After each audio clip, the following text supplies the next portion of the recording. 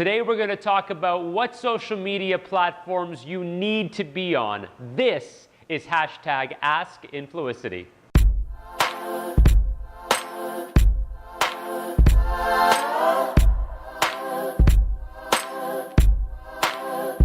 A lot of the time when influencers are just getting started, figuring out the social media content landscape, one of the blocking points is deciding what platforms you want to be on. There are so many and new ones popping up every single day.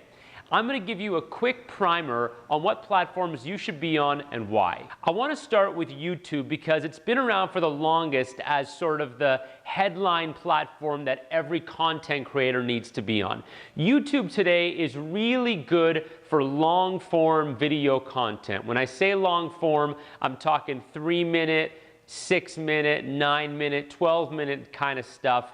And it's also tends to be passion driven. So things like travel, food, fashion, beauty, these sorts of really high interest categories where you're creating video content that you sort of have a lot to say in, that's really what YouTube is good for. And if you're doing video, you must be on YouTube, no question about it. Instagram is kind of the second one that's talked about a lot. I like to think of Instagram as kind of the next generation of the glossy magazine. It's photo, it's polished, it's sort of like a highlight reel, but a very specific highlight reel. You're not going to put your top 10 photos on there. You're going to put your top 1 photo on there. Now, over the last year, Instagram has definitely evolved their product offering with short form video, stories.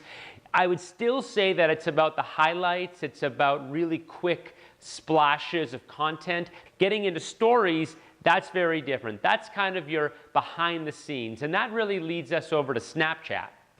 Snapchat is really your behind the scenes highlight reel. So you're taking your audience in a really intimate way and showing them what's going on when the camera's not rolling and also when the camera's rolling, but from my perspective. One really cool thing, if you ever watch on live TV where they pick up their phone and they film towards the camera, so their Snapchatters can see what's going on in their stories. That's what Snapchat's really good for. It's very raw, it's very real time. One of the most frustrating things I hear from influencers all the time is that you produce this great Snapchat content and then it just goes away. So you can't build up that repository of content. It's also a little different because you don't get the gratification of seeing that follower number or seeing publicly at least how many people viewed that story. Twitter is real-time text-based content, and Twitter, mind you, has kind of definitely lost some of its polish. It's not the cool platform that it was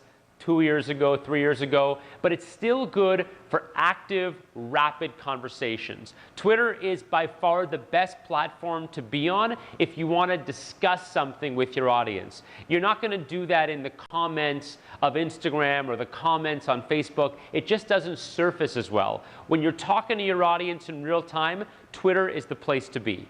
Everything else, I would say, is the rest of the platforms. Pinterest, LinkedIn, Musical.ly, Ask FM, it goes on and on and on. And that's really more depending on the kind of content you're creating. So if you're doing home decor, of course you need to be on Pinterest. If you're doing business, career advice, of course you need to be on LinkedIn. And that's really obvious to you. The platforms I've mentioned so far are kind of the kings of a hill. They're there if you want to have a large footprint talking to a big audience, and everything else is a little more niche.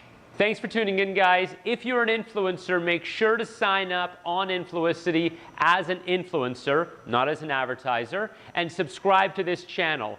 If you sign up on Influicity, you will get our monthly influencer newsletter, which gives you all the tips on building your audience, publishing the best content, and of course, making money as an influencer. We'll see you next time.